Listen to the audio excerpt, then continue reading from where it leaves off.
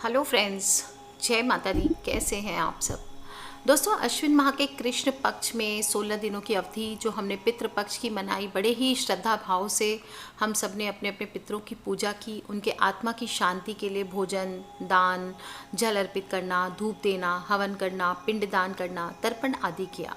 और देखते ही देखते 16 दिन बीत गए और आज उनकी विदाई का अंतिम दिन है, यानी पितृ मोक्ष की अमावस्या तिथि है। और ये 16 दिनों की अवधि पूर्ण रूप से पूर्वजों को ही समर्पित होती है। ये माना जाता है कि ये वो समय होता है जब हमारे पूर्वज पृथ्वी पे हमारे पास आते हैं, अपने प्रियजनों से मिलने धरती पर आते हैं और अपने अपने कुल के घरों में आते हैं। धूप, ध्यान, तर्पण आदि जो भी हम उनको देते हैं, भोजन आदि, वो जल आदि ग्रहण करते हैं। उनका स्वागत करने के पश्चात उन्हें सर्वपितृ अमावस्या के दिन विदा भी करना होता है। और इस बार ये सर्वपितृ अमावस्या 17 सितंबर यानी आज को पड़ रही है। तो चलिए जान लेते हैं कि सर्वपितृ अमावस्या का महत्व क्या है और कैसे पितरों की विदाई करना चाहिए हमें, ताकि वो प्रसन्न होकर के अपने लोग को वापस लौट सकें। इस दिन मृत लोगों के निमित्त पिंडदान, श्राद्ध, तर्पण ये कर्म किए जाते हैं। अमावस्या तिथि का श्राद्ध होता है वो परिवार के उन मृतक सदस्यों के लिए किया जाता है जिनकी मृत्यु अमावस्या तिथि को, पूर्णिमा तिथि को या चतुर्दशी तिथि को हुई होती है। और यदि कोई संपूर्ण तिथियों पर श्राद्ध करने में सक्षम ना हो तो मात्र अमावस्या तिथि पर श्राद्ध आदि कर सकते हैं। जिनकी मृत्यु तिथि मालूम नहीं होती, अगर वो किसी कारण से मृत सदस्य का आप श्राद्ध नहीं कर पाए तो भी अमावस्या तिथि पर श्राद्ध कर्म आप कर सकते हैं। सभी ज्ञात अज्ञात जो भी पितृ होते हैं उनके पिंडदान आदि शुभ होता है, शुभ कर्म इसी दिन आपको करने चाहिए।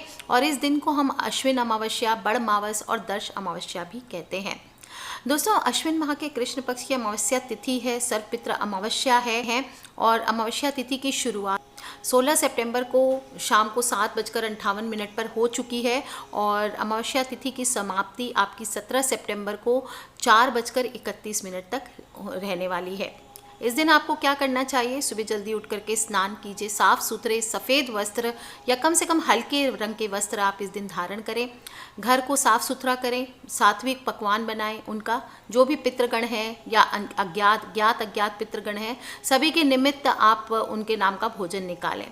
ध्यान रखें, भोजन कराने और श्राद्ध का समय दोपहर का होता है और घर की महिलाओं को सुबह ही स्नान करके सारा भोजन तैयार कर लेना चाहिए। और फिर किसी ब्राह्मण को बुलाकर या गरीबों को आपको पितृ का तर्पण करा करके आप उनको जौ के आटे, तिल और चावल से पिंड बना करके अर्पित करें, दान करें। एक थाली भोजन कौवे और एक हिस्सा गाय का निकालें। और ये सब करने के बाद पितरों के आगे हाथ जोड़कर क्षमा याचना करें, गलतियों के लिए माफ़ी मांग करके आपको श्राद्ध संपूर्ण करना चाहिए। ब्राह्मण को भोजन करवाना चाहिए। और या फिर आप, अभी कोरोना का भी टाइम है, लॉकडाउन है, तो भोजन की सामग्री आटा, दाल, चावल, घी, तेल, दही, ये सभी चीज़ें सीधा आप पंडित जी को दान कर सकते हैं। लेकिन गाय, कुत्ता, कौवा, चींटी, इनके लिए भोजन ज़रूर निकालना चाहिए। कौवे को यम का दूत माना जाता है और काली चींटियों को भी इस दिन शक्कर मिला हुआ आटा खिलाने से सभी पापों से मुक्ति मिलती है।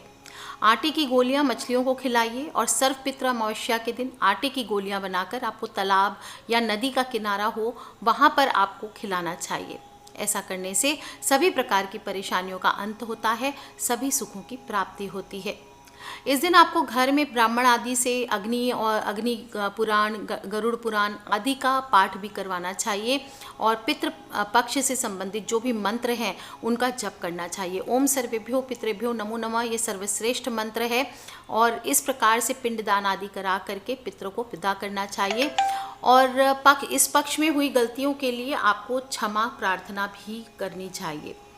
पितृपक्ष की अमावस्या को सूर्य अस्त के पहले एक छोटा सा उपाय ज़रूर करना चाहिए। आपने अगर नहीं भी कुछ किया है, तर्पण आदि कुछ भी नहीं किया है, तो भी आपको एक छोटा सा उपाय बता देती हूँ, शाम के पहले आप कर लें। एक स्टील के लोटे में दूध हो, पानी हो, काला तिल और सफ़ेद तिल ये आप मिला लीजिए। इसके साथ कोई भी एक सफ़ेद मिठाई, एक जनेऊ, एक नारियल, कुछ सिक्के पीपल के पेड़ के नीचे जा कर के जड़ में आप चढ़ा दीजिए। और ओम सर्वेभ्यो पितृभ्यो नमो नमः इस मंत्र का आप जप करते रहें। जनेऊ चढ़ाएं, फिर प्रार्थना करें। प्रार्थना कैसे करेंगे देखिए, आपको बता देती हूँ। जिस प्रकार चारागाह में सैकड़ों गौवों में छिपी हुई अपनी माँ को एक बछड़ा ढूंढ लेता है, इसी प्रकार जो भी श्राद्ध कर्म आप करते हैं, आप जो भी पदार्थ अपने पितृ के निमित्त दान करते हैं, वो उन तक वहाँ पे ये मंत्र पहुँचाता है। पितरों के नाम, गोत्र, मंत्र ये श्राद्ध में दिए गए अन्न उनके पास लेके जाते हैं, चाहे वो सैकड़ों योनियों में क्यों ना गए हों। और सर्व पितृ अमावस्या को पितर भूमि पर आते हैं, इसलिए इस प्रकार से आपको उनका श्राद्ध करना चाहिए। तांबे के लोटे में जल भर के आप भगवत गीता के 7वें अध्याय का पाठ कीजिए और मंत्र है ओम नमो भगवते वासुदेवाय या फिर ओम ह्रीं श्रीं क्लीं स्वधा दिव्ये स्वाहा। इस मंत्र की एक एक माला का आपको जप करना चाहिए और सूर्य नारायण को अर्घ्य देना चाहिए। और सूर्य भगवान को कैसे अर्घ्य देते हैं? दोनों हाथ ऊपर कर लीजिए, बोलिए मैं पितरों को प्रणाम करता हूँ, वे मेरी भक्ति से ही तृप्ति लाभ करें। मैंने अपनी दोनों बाहें आकाश में उठा रखी है और जिनका श्राद्ध किया जाए उन माता पिता, पति पत्नी, संबंधी आदि का स्मरण करके उन्हें याद दिलाएं, आप देह नहीं हो, आपकी देह तो समाप्त हो चुकी है, लेकिन आप विद्यमान हो, आप अजर अमर हो, शाश्वत हो, चैतन्य हो। अपने शाश्वत स्वरूप को निहार कर हे पितृ आत्माओं आप ही परमात्मामय हो जाओ। हे पितृ आत्माओं, हे पुण्य आत्माओं, अपने परमात्मा स्वभाव का स्मरण करके जन्म मरण के चक्र से सदा सदा के लिए मुक्त हो जाओ। हे पितृ आत्माओं, आपको हमारा प्रणाम है। हम भी नश्वर देह के मोह से सावधान होकर अपने शाश्वत परमात्मा स्वभाव में जल्दी जागें। परमात्मा एवं परमात्मा प्राप्त महापुरुषों के आशीर्वाद आप हम पर बरसाते रहें। ओम ओम ओम, इस प्रकार से आपको प्रार्थना करनी चाहिए। और पितृपक्ष के विषय में शास्त्रों में बताया गया, इस दिन मनुष्य को अपना आचरण शुद्ध रखना चाहिए, सात्विक रखना चाहिए, तामसी भोजन, मांस, मदिरा, मछली ये चीज़ों से परहेज रखना चाहिए, क्योंकि आप जो भी भोजन करते हैं उनमें से एक अंश पितरों को प्राप्त होता है। और इस दिन अपने मन पर, अपनी भावनाओं पर नियंत्रण रखने का प्रयास करें, काम वासना से बचना चाहिए। कहा जाता है कि जिनके पितर नाराज होते हैं उनकी ग्रह दशा अच्छी भी हो तो भी उनके जीवन में परेशानियां बनी रहती है। संयम नियम का पालन करें और गाय को गुड़ के साथ रोटी खिलाइए, कुत्ते बिल्ली कौवों को आहार दीजिए, जो भी आप ये सब कर सकते हैं ज़रूर करें। अब इस दिन आप पीपल के ऊपर भी आपको उपाय करना चाहिए। आप चाहे तो चावल के आटे से 5 पिंड बनाएं और इसे लाल कपड़े में लपेटकर नदी में प्रवाहित कर सकते हैं। कच्चा दूध है, जौ है, तिल है, चावल है, ये मिलाकर आप नदी में प्रवाहित कर सकते हैं। और गाय के गोबर से बने हुए कंडे को जलाकर उस पर घी और गुड़ से आपको धूप देनी चाहिए और पितृ देवताभ्यो अर्पणम अस्तु ऐसा बोल करके आपको ये धूप देनी चाहिए। अपने पितरों को याद करते हुए आप कुछ ना कर सके तो गायों को हरा चारा खिला सकते हैं, इससे भी पितर प्रसन्न और तृप्त होते हैं। और सर्व पितृ मोक्ष अमावस्या है, पीपल में पितरों का वास माना गया है, इसलिए पीपल पर जल आप ज़रूर चढ़ाएं। पॉसिबल हो तो दीपक भी आपको लगाने चाहिए। शाम के समय सरसों के तेल का 4 दीपक आपको अपने पितृ की विदाई के लिए अपने घर की चौखट पर जलाने चाहिए। किसी भी मिठाई के साथ 4 दीपक आप प्रज्वलित करके घर के बाहर रख दें। रुई की बाती लें, दीपक लें रुई की बाती और उसमें आप सरसों का तेल डालिए और हाथ में 11 दाने चावल के ले लीजिए। अब अपने पितृ को याद कीजिए, उनसे प्रार्थना करें कि पितृपक्ष समाप्त हो गया है, इसलिए परिवार के सभी सदस्यों को आशीर्वाद देकर आप अपने लोक को वापस लौट जाएं। और इस प्रकार से पितृ का ध्यान करते हुए हाथ जोड़कर उन्हें श्रद्धापूर्वक आपको विदा करना चाहिए। चावल को जलते हुए दीपक में डालें और भूल चूक क्षमा इस प्रकार से मांग लें। जो जल का भरा हुआ लोटा है, अगर पीपल का वृक्ष है तो वहाँ पीपल पर जाके आपको पूजा करना चाहिए और विष्णु भगवान का स्मरण करके पेड़ के नीचे एक दीपक और ये जल का लोटा आप वहीं रख दें। और जल चढ़ाते वक्त आप पितरों के आशीर्वाद की कामना कीजिए। किसी से भी इस दौरान आपको बातचीत आदि नहीं करना चाहिए। अगर ना पॉसिबल हो तो भी किसी पौधे में आप जल अर्पित कर दीजिए, पीपल नहीं भी मिले तो। और ऐसे देखा जाए तो दीपक इस दिन ज़रूर जलाना चाहिए। अपने बालकनी आदि में दीपक जलाइए, अपने घर की छत पर जलाइए, क्योंकि अमावस्या की तिथि होती है, अंधकार में रात्रि होती है, चंद्रमा दिखाई नहीं देता और रात में अंधकार और नकारात्मकता बढ़ जाती है। और दीपों की रोशनी से घर के आसपास सकारात्मक वातावरण बनता है। इसलिए अमावस्या, चाहे वो दिवाली की रात ही क्यों ना हो, अमावस्या की रात को दीपक जलाने की परंपरा आती है।